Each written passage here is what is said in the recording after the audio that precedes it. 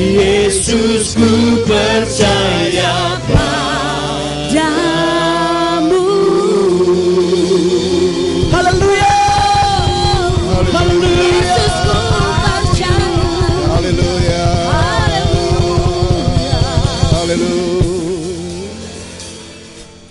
Haleluya. Haleluya. Bapa di surga, biarlah segala pujian dan sembah kami kiranya sungguh benar boleh memberkati dan menyenangkan hati Tuhan. Dan kami percaya Engkau telah hadir bersama-sama dengan kami. Dan kami tahu pada waktu Engkau hadir maka sesuatu pasti terjadi. Beracara dan berkaryalah jauh lebih dalam lagi atas setiap kami. Kami mengundang biarlah kiranya kuasa Roh Kuduslah yang berperkara secara bebas dengan semua kami di tempat ini. Sehingga kami semua tanpa terkecuali kembali hanya diberkati oleh kebenaran firman-Mu. Tutup bungkus semua kami dengan kuasa darah Yesus. Malaikat Tuhanlah yang berkemah di seputar tempat ini. Tembok api kemuliaan Tuhan memagari kami. Dan Tuhan sendirilah yang menjadi kemuliaan di tempat ini. Bapa hamba-Mu yang hina dina, yang tidak punya arti apa-apa telah tersedia. Beracara, berperkaralah melaluinya ya Tuhan. Taruhkanlah kebenaran firman-Mu di mulut bibir lidahnya, agar semua kami kembali diberkati hanya dengan firman-Mu. Terima kasih Bapa di sorga, terpujilah nama-Mu. Dalam nama Yesus kami berdoa mengucap syukur. Kita yang percaya diberkati Tuhan, katakan bersama saya, amin. Silakan duduk, salam. Ya, senang bisa kembali hadir di gereja untuk membagikan berkat firman Tuhan. Namun sebelumnya saya akan menayangkan tentang karya Tuhan yang ajaib di dalam hidup saya. Bagaimana Dia sanggup mampu merubah kehidupan saya. Mari kita lihat tayangan itu. Silakan.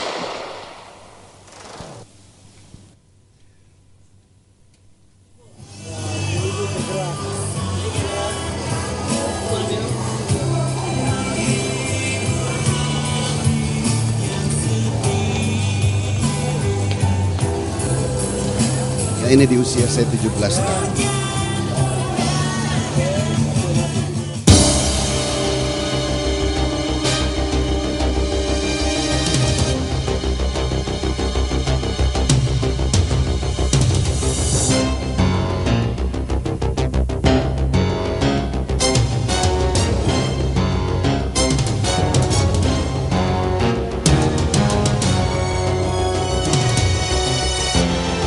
Saya sudah diajak dan melakukan penjamretan pertama kali pada saat usia 16 tahun. Akhirnya dari yang pertama takut dan ngeri, berkeringat dari ujung kepala sampai ujung kaki. Sampai akhirnya saya terbiasa melakukan itu. Meninggalnya sang ayah yang mendadak membuat kehidupan keluarga menjadi kacau dan morat-marit. Jackie pun berlari ke jalanan dan berkenalan dengan tindak kejahatan, penodongan, penjamretan, dan pencurian. Pada saat saya usia masih sangat muda seperti itu, melakukan hal-hal seperti itu. Dan kami memperlengkapi diri dengan senjata api pada waktu itu. Bisa dibayangkan, anak sekecil itu memegang senjata api. Dan kami sangat sulit ditangkap. Akhirnya polisi mengetahui, mengikuti kami berusaha lari. Dan mereka mengarahkan tembakan.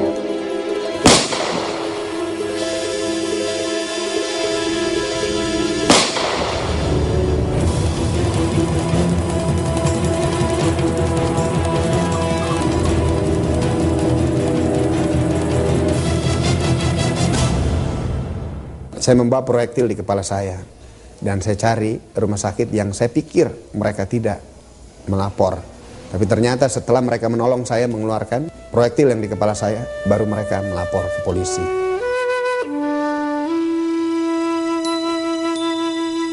Dan saya ketangkap.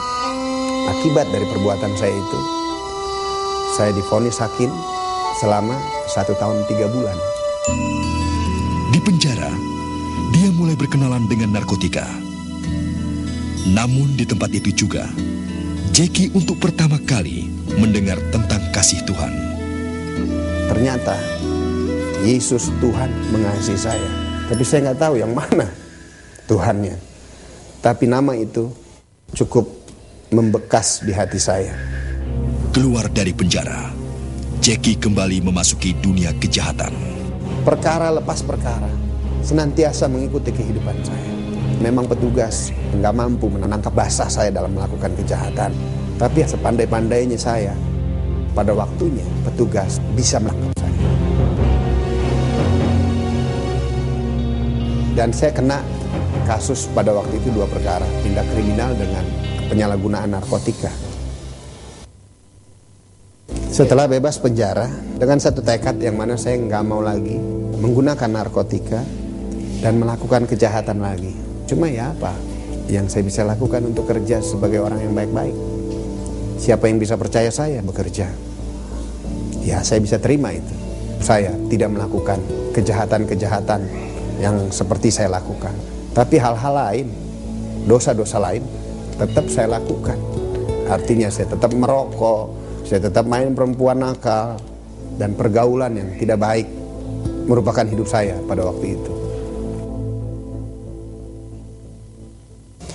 Karena cuman takut dibilang kampungan, cuman karena takut ditinggalin teman, cuman karena takut nggak diakui kawan, saya kembali pakai yang namanya candu untuk disuntikkan ke pembuluh darah saya. Setelah sampai ke taraf itu, baru saya sadari lagi bahwa hidup saya hancur lagi. Dalam keadaan seperti itu, saya mengaca di muka saya lihat bahwa ini pasti mati nih. Yang membuat saya takut, setelah mati kemana?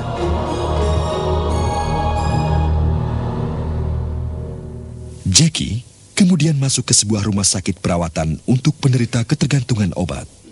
Semua yang diberikan, semua terapi yang biasanya mereka berikan kepada pasien, kepada saya, itu tidak membantu. Bahkan sakitnya amat sangat sakit. Akhirnya mereka hands up, angkat tangan, dan mereka tinggalkan saya di dalam kamar sendiri.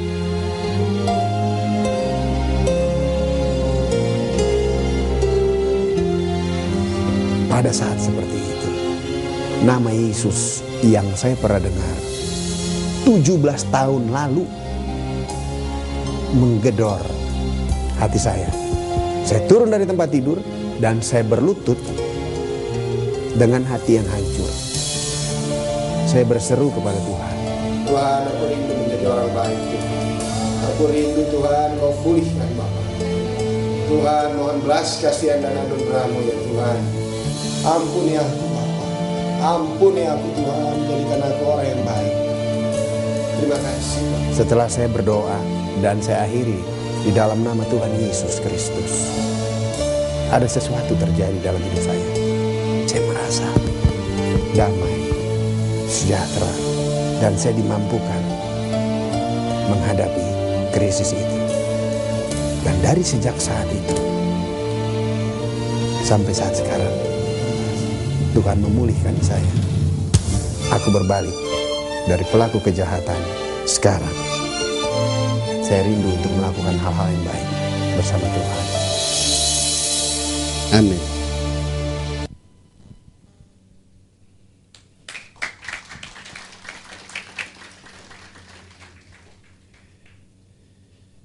Kau berfirman dan sembuhkanku, Kau bersabda dan selamatkanku.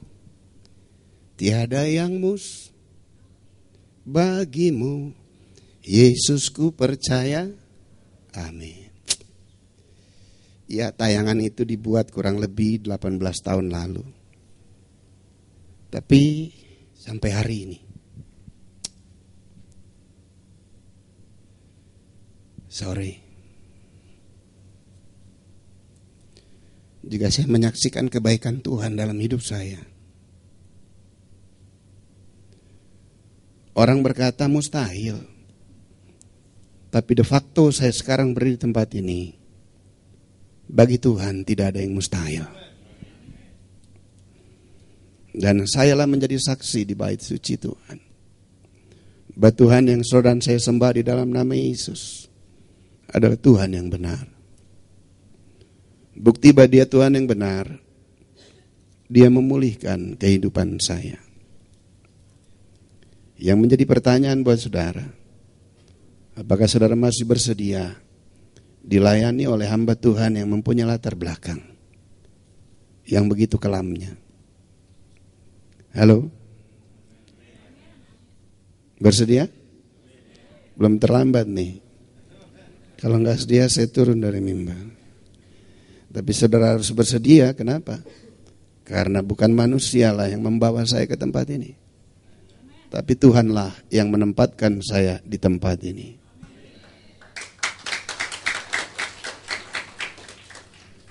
Tujuannya agar saudara bisa percaya kepada Tuhan yang saudara tidak lihat, tetapi saudara bisa lihat dari karyanya yang terjadi di dalam kehidupan saya. Amin. Dan beberapa hari lalu saya berdoa kiranya apa yang saya akan sampaikan di tempat ini. Dan saya ada mengundang teman saya, masa lalu saya, dia hadir di tempat ini. Dan Pak Kaleb dari tempat ini mengkonfirmasi. Dia katakan, Pak, kalau bisa ceritakan kesaksian hidup Bapak. Ternyata bukan cuma diceritakan, tetapi bisa dilihat kisahnya di dalam tayangan tersebut. Haleluya. Amin. Dan untuk menguatkan kesaksian ini, jika enggak keberatan, mungkin sahabat masa lalu saya yang sekarang sedang ada di tempat ini, mungkin bisa memberikan 1-2 kata untuk menyatakan kefasihan daripada kisah hidup saya. Silakan Pak Gustaf, boleh maju ke depan sini. Silakan. Mungkin untuk menyaksikan ya atau tidaknya, silakan. Oh belum ya? Ya saya percaya nanti satu kelak Anda akan mampu berdiri di tempat ini. Amin. Tuhan Yesus memberkati. Mari kita lihat saja firman Tuhan langsung 2 Korintus 5 ayat 17. Anda telah banyak mendengarkan firman yang hidup dan luar biasa dari gembala senior kita, Bapak Pendeta Dr. Insinyur Niko Nyoto Raharjo.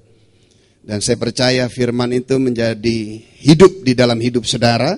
Maka sebagaimana Tuhan memberkati beliau, maka setiap kita jemaat dan umat Tuhan, bahkan seluruh para pekerja yang ada di dalam penggembalaannya, pasti akan menerima berkat yang sama.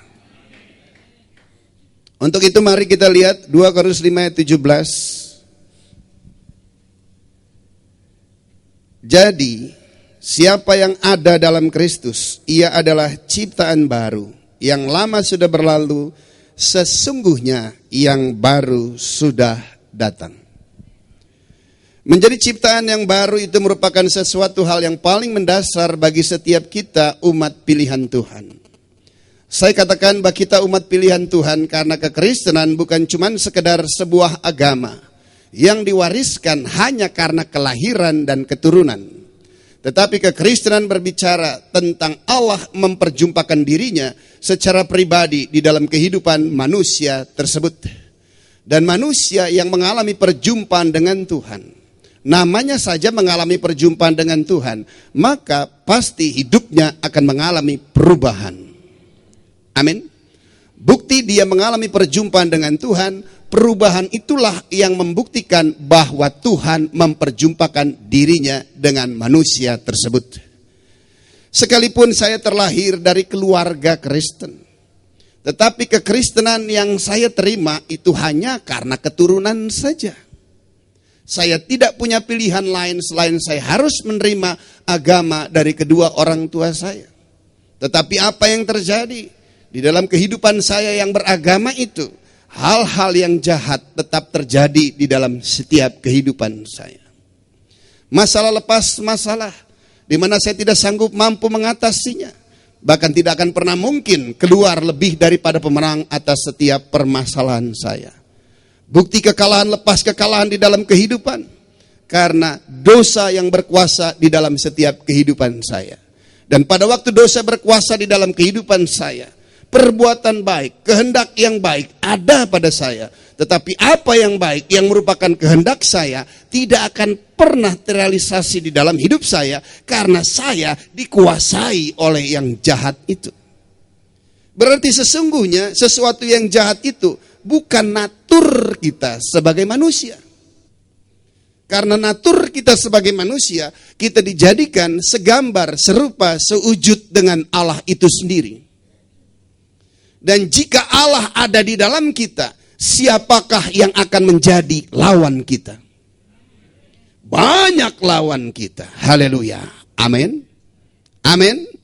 Banyak lawan kita, tetapi karena penyertaannya di dalam kehidupan kita, dia berperang ganti kita, sehingga dialah yang memberikan kemenangan kepada kita, sehingga kita mampu keluar lebih daripada pemenang di dalam seluruh aspek kehidupan saudara.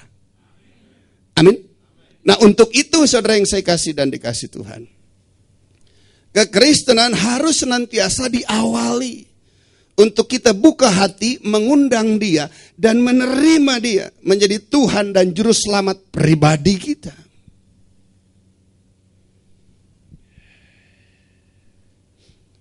Biarlah pengalaman yang tidak mengenakan di dalam prosesi penerimaan Yesus Tuhan menjadi pengalaman saya saja secara pribadi.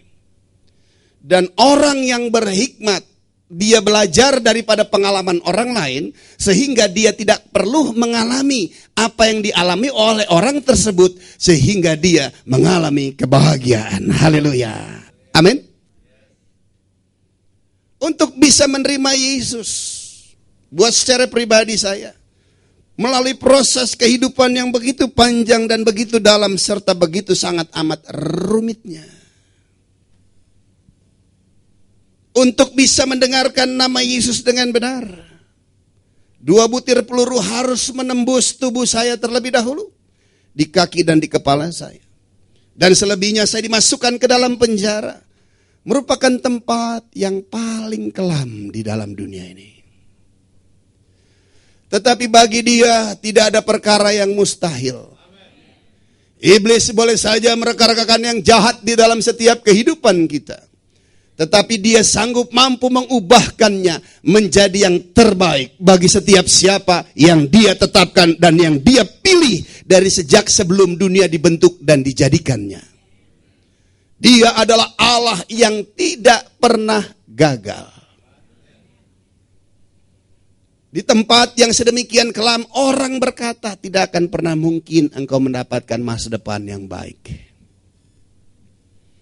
Tetapi justru di tempat itulah, setelah melalui proses yang begitu sangat amat menyesakkan, saya mendengar bahwa orang menceritakan kepada saya, Yesus adalah Tuhan.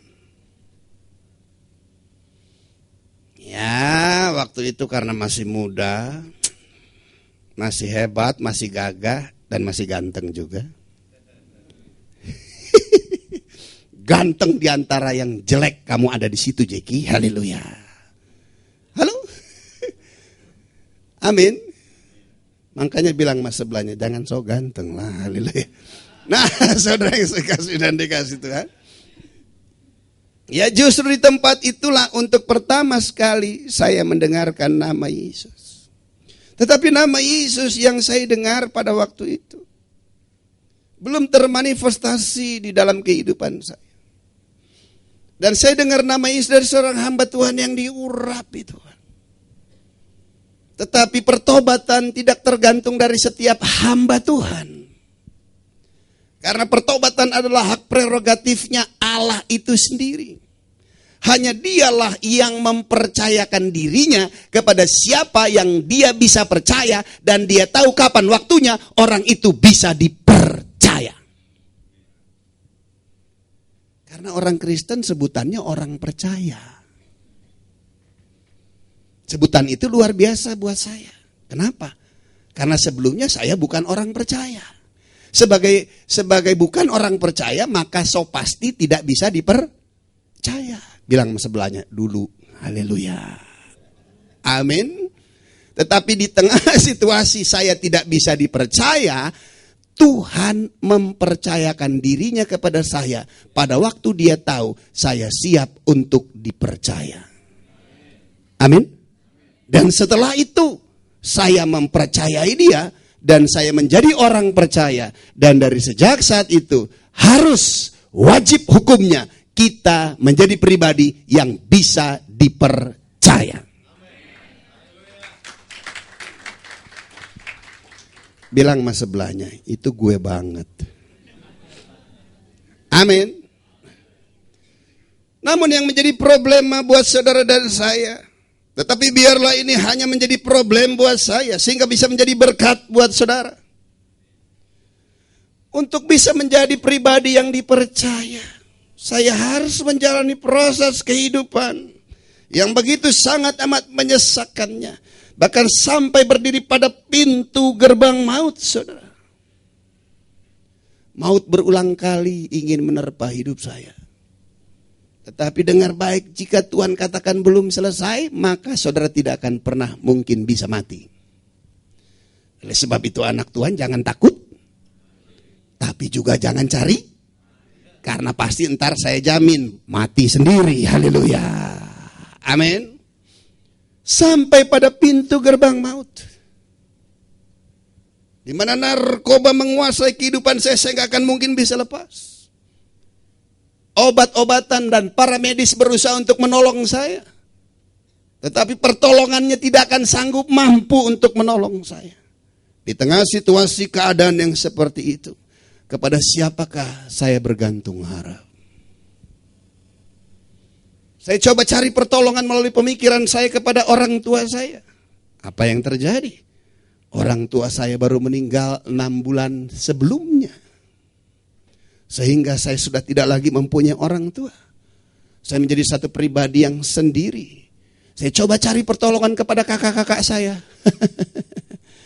Mereka akan berkata, saya sorry Jack, terlalu banyak minta tolong, kapan gantian kita minta tolong sama kamu, katanya begitu, saudara. Saya mau cari pertolongan dengan perempuan teman kumpul kebo saya. Apa yang terjadi? Ya namanya kebo, pasti tidak akan punya peri kemanusiaan. Haleluya. Amin. Urusanmu lah seperti itu, ntar senengnya sama saya, kan begitu. Kerbau kan cuma tahu makan, mengeluarkan kotoran, dia nggak peduli dengan lingkungan. Haleluya. Dan akhir